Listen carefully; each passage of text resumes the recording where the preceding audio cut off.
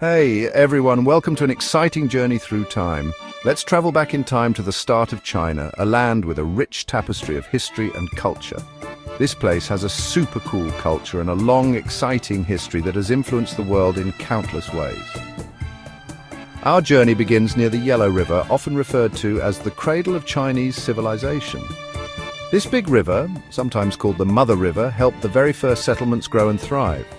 A long, long time ago, people moved around a lot, following the seasons and the herds, but then they learned to farm, and the Yellow River Valley with its rich soil was perfect for growing food. This was a game changer. People started to live in one place, building homes and communities, and that's how Chinese civilization began. The Yellow River wasn't always nice, though. Sometimes it flooded, causing lots of problems, which is why it's sometimes called China's sorrow. These floods were scary, but they also taught the early Chinese people to respect nature and its immense power. These floods were a harsh reminder of nature's unpredictability, but they also brought fertile soil, which was crucial for farming. This respect for nature shaped their beliefs and how they saw the world, influencing their spiritual and philosophical outlook. The river's challenges also made them clever and innovative. They built ways to control the floods and water their crops, which made them good at solving problems and adapting to their environment. As time went on, small villages grew into bigger ones, becoming bustling centers of trade and culture. And then the first Chinese dynasties began. These early dynasties are a bit mysterious, like something out of a storybook, but they're super important. They created the rules and ways of life that shaped China for a very long time, laying the foundation for future generations. They established systems of governance, law and social structure that influenced Chinese society for millennia. They also started special traditions, beliefs and art that became a big part of being Chinese, enriching the cultural heritage. The Yellow River Valley, once just a place with small farms, became the birthplace of a great civilization. From these small beginnings, an amazing culture grew, one that changed the world. From art to science, from philosophy to technology, the contributions of this ancient civilization are vast and profound. The story of China, like the Yellow River, has had calm times and rough times, but it's always been strong and creative. This old civilization, shaped by the Yellow River, gave us amazing art, smart ideas, cool science and new technology. It changed the world in big ways, and its story still matters today. The legacy of the Yellow River and the early Chinese people continues to inspire and influence the modern world. Now let's talk about the Xia Dynasty, often considered the starting point of Chinese civilization. It's like a legend, and we don't have much proof it existed, but its stories have been passed down through generations. Despite the lack of concrete evidence, it's thought of as China's first dynasty, marking the dawn of Chinese history. Even though we don't know much about it, the Xia people were probably good at stopping floods, which was crucial for their survival. This flood control was especially important for farming near the Yellow River, a lifeline for early Chinese communities. Their work in managing the river made it possible for people to live together in bigger groups, laying the foundation for future civilizations. Kept to S. After the Xia came the Shang Dynasty, a period of significant advancements. They were great at making things out of bronze, a material that revolutionized their society. They crafted fancy cups and strong weapons, showcasing their skill and artistry. These artifacts give us a glimpse into their daily lives and their sophisticated culture.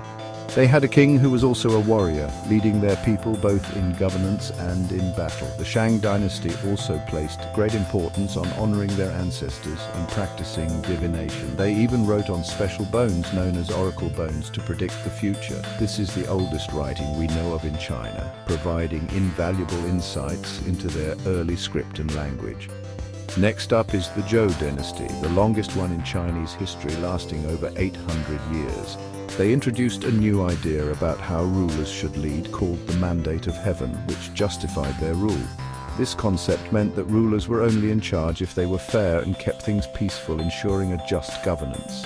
The Zhou Dynasty also learned to use iron, a development that had a profound impact on their society. This new material changed how they fought wars and farmed, making their tools and weapons more effective. It was also a time of big ideas, with many philosophers emerging to share their thoughts.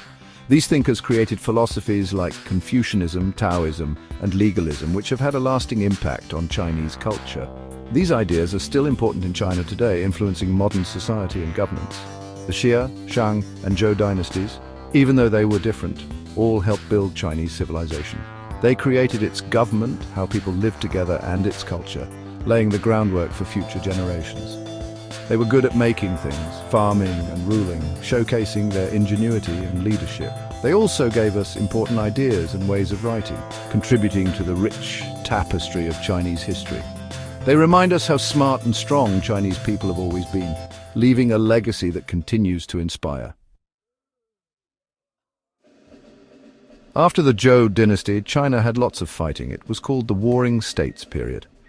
7 powerful groups fought to be in charge. It was a rough time, but it was also a time when people had lots of new ideas. Smart people tried to figure out how to stop the fighting and make things peaceful again. During this time, some of China's most important thinkers lived. Confucius was a teacher who wanted people to follow old traditions, be good to each other, and learn a lot. His teachings are still important today. Lao Tzu started Taoism, which is all about living simply and following nature. Then there's legalism. Legalists thought people were naturally selfish, so they believed in strict rules and harsh punishments. Han Feizi, a famous legalist, thought rulers should focus on being strong. The Warring States period, even though it was full of fighting, was a time of big ideas. These ideas, from Confucius to the legalists, changed China forever.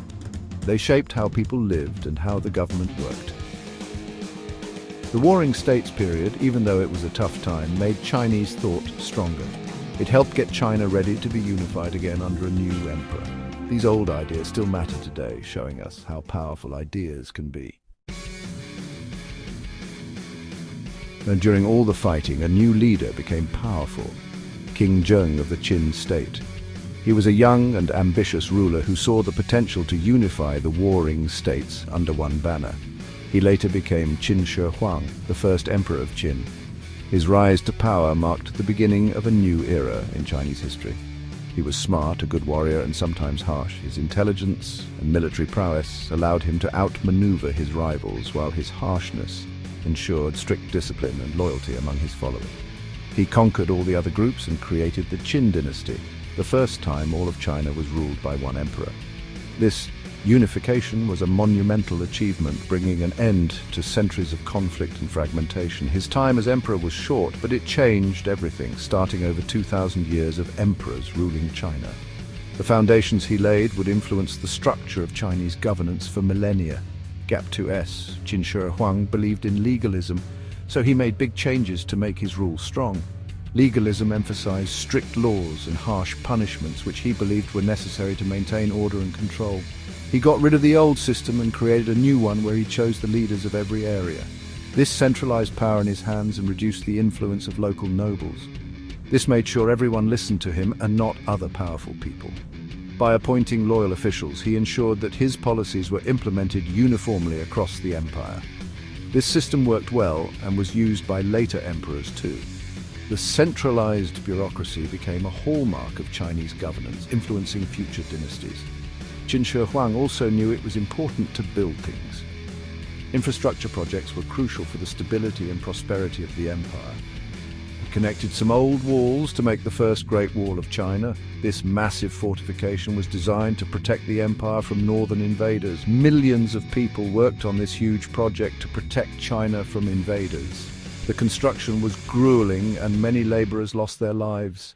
But the wall stood as a testament to the emperor's vision and determination. He also made sure everyone used the same weights, measurements, money, and even writing, which made trading and talking to each other much easier. Standardization helped to unify the diverse regions of the empire, facilitating communication and commerce. The Qin dynasty didn't last long, but it changed China forever. The reforms and projects initiated by Qin Shi Huang laid the groundwork for future dynasties. Qin Shi Huang unified China, bringing peace after a long time of fighting. His efforts to consolidate power and standardize various aspects of society helped to create a more cohesive and stable nation. His new government, the Great Wall, and his other projects made China strong. These initiatives not only strengthened the empire, but also left a lasting legacy that would be remembered for generations. He was a tough ruler, but he's remembered as the first emperor, the one who made China one. His legacy is a complex one, marked by both his achievements and his harsh methods, but his impact on Chinese history is undeniable.